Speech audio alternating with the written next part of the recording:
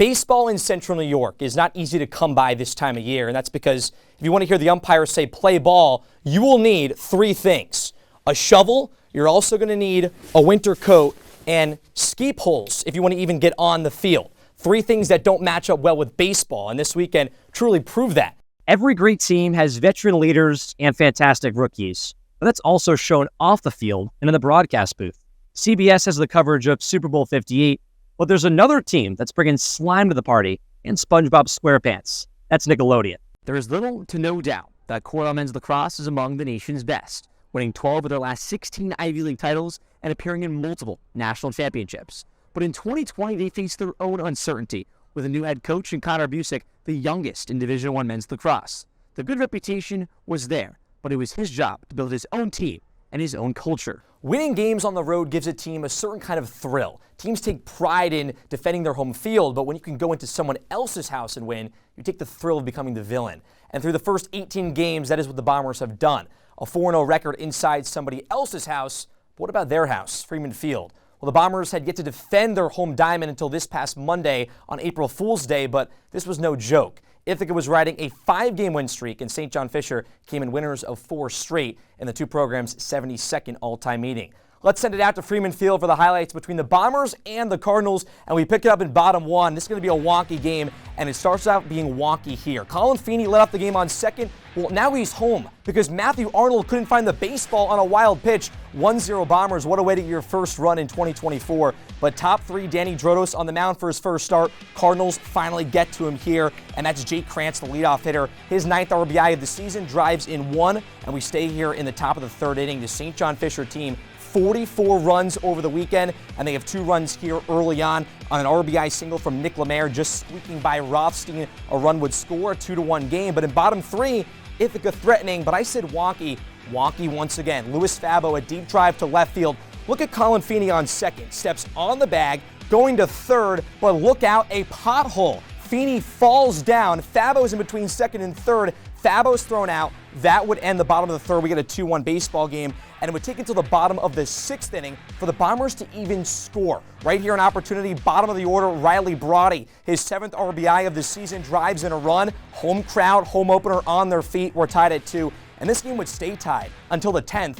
And hey, sound like a broken record. The word wonky, maybe we could say unorthodox. James Murphy, a deep drive, right field, down the line, it's fair. Look at those 2 runners going from second to third. That's Nick Lemaire, steps on third. Brian Norson is behind him. Look out, so now Ethan Dadabo has the baseball. He has to decide, where am I going to go right now? Looks the runners back. Now Norson's on second, so Dadabo throws to first to Ryan Lobsher. Lobsher drops the baseball. It's all over the place. That runner, Lemaire, still on third. Oh, if you forgot, he's the go-ahead. Lobsher tags out the runner. Lemaire scores. It's 3-2. But, hey, heroics for the Bombers. Bottom 10. They tie the game on a walk for Colin Chishaddy.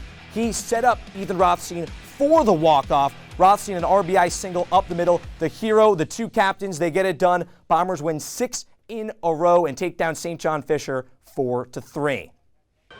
Tip-off at midcourt. A new 5 minutes on the clock. Regulation couldn't find out who's playing Sunday for the championship. We need an extra 5 here in OT. Watkins and Block. Here we go. Overtime from Skidmore, and the Thoroughbreds take it from left to right. Meyer with it. She has 6 points, comes to Hastings. Both teams bring out their starting rotations outside of the Bombers. They have Iqbal Sutta out there instead of Jillian Payne. Hastings with it straight away. Comes to Davidson. She drives left side. That's her dominant hand. Hesitates back to the left side. On the block, right-handed shot. Ambidextrous. Banks it in. Skidmore strikes first. Dixon over the timeline quickly. The Bombers love to run. She dribbles all the way to the far side corner and resets to Polche, top of the key. Coffey left wing guarded by Davidson. Overhead pass Polche. She's straight away. Polche pump fakes now to Dixon on the far side.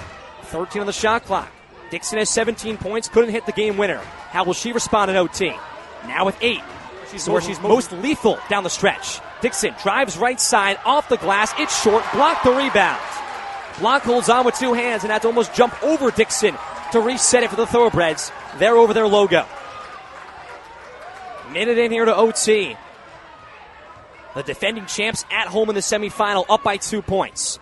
Here's Horger with it at the top of the key. Wants to go back door, picks up the dribble, pump fakes the mid-range. Goes to Block. Block loses it, tips it out to Meyer. Meyer slows everything down with 6 on the shot clock. She'll swarm in. Drives left side, reverse. It's an air ball. Tips it out, gets the rebound. Davidson, shot clock winding down. Can't connect at the buzzer. And Watkins snares that rebound, comes to Dixon, and the Bombers back over the court, looking for their first points in this OT period. Dixon hesitates, comes to Iqbal Seta. A strip through, now sprint dribble down the left lane, and she lays it in. Iqbal Seta, maybe her best game of the season here in the playoffs. She now has 14 points. 3:10 left to go, tied at 59. Skidmore's beaten the Bombers both times this season. They beat them in this gym back on February 2nd by 15 points.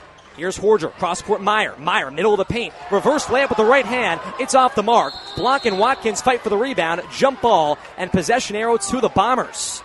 So we talked about rebounds, Eli. That's big down the stretch. Ithaca's done a lot better here in this fourth quarter, now in OT. A lot better in that category, and Watkins doing a great job going up with the contact with Blanc, winning the rebound battle for the jump ball. 2:45 here in OT from Williamson Athletic Center, the home of the Thoroughbreds. Iqbal Seta has it on the right wing. Now steps back, goes to the left elbow, loses the basketball. It's on the floor. A battle for it. Back to a jump ball. And there we go. Possession arrow to Skidmore. And Jessica Turner says Andy Levitt's getting the game. She just pushed her all the way to the scores table. They take out Meyer, and Levitt's the hero. She has 6 points, a three-pointer that sent us to overtime. And Iqbal Seta with a tremendous game, season high in points. She's known as a tremendous ball handler, quick with her feet. That time just lost it. 2:30 left to go. We're tied at 59. Here's Skidmore from left to right. Horger on the left wing, comes to Davidson up top. Back to Horger. Big three from the left wing. It's off the front of the rim. Watkins grabs the rebound with two hands. Horger has 6 points. Has one three-pointer, 1 for 5 from deep. 2:10 left to go. Here are the Bombers. Watkins with the top of the key. Dribble handoff, Iqbal Seta, right wing extended. Iqbal Seta, right-handed dribble. Back to her left, straight away Polche. Polche with 13. Now to Coffey, who has 12 points. Coffey, the baseline, right-handed finger roll. It's short. Block was there on the defensive side. Under 2 minutes. Here are the Thoroughbreds. An offense that's shooting 34% inside the arc, but the number one defense all year here in the conference. Horger back with it, guarded by Iqbal Seta. Best defender for the Bombers, her and Junie Dixon. Horger still dribbling. Now on the right wing, guarded by Polche. They go down low, block, right block, lays it up, lays it in. One more. 61-59, Skidmore, a big lead with 1:37 left to go. And that's the 5th foul against Cam Coffey. We mentioned how crucial they've been all game, all season, how much they will be in the fourth quarter and overtime. Now Coffey's out, and you send Blanc in, one of the best players in this conference, player of the year competitor, to the line. She has 13 points, won't get 14, can't convert on the and one. Stays at a 2-point game, 1:33. But Block missed 3 straight games, back in the rotation and coming up big. Polche on the far right side by the Bombers bench. Dan Raymond calling out plays. Drevno with it on the left wing. She drives baseline, now resets top of the key. Polche shoots 32% from 3. Will not jump on this one. Now steps back, goes to the right wing, drives baseline on Block. Block rejected her, said no way, not in my house. 1:05, Horger over the logo. This place on their feet. Horger drives left side, spins on the pivot foot, comes to Meyer on the right elbow. She calms everything down. Coach Turner saying slow things. Look at the clock. 55 seconds, 61-59 Skidmore. Horger to Davidson. Davidson drives right side. Back to her left hand. Left-handed floater. Rattles in and out. Matter of inches. Iqbal Seta the rebound. And it will be a foul down low. And a timeout called as well. It looks like the Bombers will take one with 46 seconds left to go. And a defensive stop when it mattered the most. And it was from Zoraida Iqbal Seta at 5'4", standing tall here down the stretch. But now you got a football game. 13-7, Bombers in front. They'll kick it away from right to left. Derek Baldwin places the football on the left hash of the 35-yard line as the Bombers sideline. They're back into it. Jumping up and down, waving their hands in the air. 13:05 remaining in the second. Baldwin kicks it away. Left side high in the air. Salyards will let it bounce into the end zone at the Slough L, and they'll take the football here. But, Kyle, so far from this St. Lawrence offense, they have moved the ball a lot better than people expected. Now the Bombers have to adjust. The Bombers again, and that's really the game of football, especially on defense. It's adjusting, and really for Ithaca, it's having to fit the run, something that, again, Coach Turper talks about each week is at the forefront of the game plan, and they haven't really done that so far, but they'll get another chance right now. Brings out the offense here. Ball at the 25-yard line in between both hashes, 1st and 10. Will Letterman in a pistol set. Junta in the backfield. 2 receivers out to the right side, 1 out left. Rouser in one-on-one coverage with Salyards. Letterman commands signals. Leans over, takes a snap, 2-step drop. It's going to be a pass. Throws left side. It's caught by the tight end in Ott. Pushed out of bounds right around the 35-yard line from Ben Stola. And those are the plays, Kyle. It's the out routes for St. Lawrence. Letterman, quick drop, goes right out with the football. How do the Bombers adjust to that now? I feel like it's almost as if the linebackers are so focused to getting to the ball once the quarterback and Letterman gets it that it's leaving the safeties and Connolly and Sluka to do most of the dirty work. It was Connolly who got the tackle and pushed out of bounds. Maybe have 1 or 2 stay back and worry about those attempted plays. A 2nd and 2, ball on the 33. St. Lawrence from left to right. Shotgun snap, Junta handoff, past the left tackle, goes left side, a spin, and tackle down past the 35-yard line for a 1st down. Junta had that patience right when he got the football, moving off his left tackle and the captain, Thomas Dockeray, and St. Lawrence in business once again. And Dockeray also one of the seniors that was honored prior to the game for St. Lawrence. It is their senior day, so a lot of personal pride on the line in this one, Kim. 12-12 remaining in the half. A 13-7 lead for the Bombers. St. Lawrence, their first touchdown in 14 drives, looking for back-to-back here. Shotgun set, Tewksbury in the game. 2 receivers right, 1 left. Not a handoff to Tewksbury, it's a keeper on the read option. Letterman goes right side, still behind the line of scrimmage, and he's pushed out of bounds. What a read from the Bombers. Danny Portis will get the tackle. Looks like a loss of 1 on the play. We saw last drive, Kyle. The Bombers were fooled by that read option, but this time they saw it from the very, very beginning. Yeah, and it was Portis moving to the quarterback and Letterman also working against the blocker. The strength that he has to continue to push through and eventually get the loss of 1, that's something that you can be astonished by. Right hash, 2nd and 11, ball at the 35-yard line. 6-man front here for the Bombers. Lone man safety in Sluka. 3 receivers left, nobody right. Tewksbury the back in the shotgun set. Letterman takes a snap, rolls out left side, pump fakes, now a throw, and making the catch there is Salyards. He's pushed out of bounds, 5 yards short of the marker.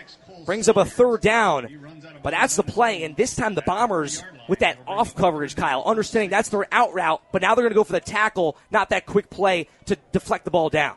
And it's also, especially once the ball is thrown and maybe completed, working through the blockers and getting to the intended receiver. 3rd and 6, ball at the 40.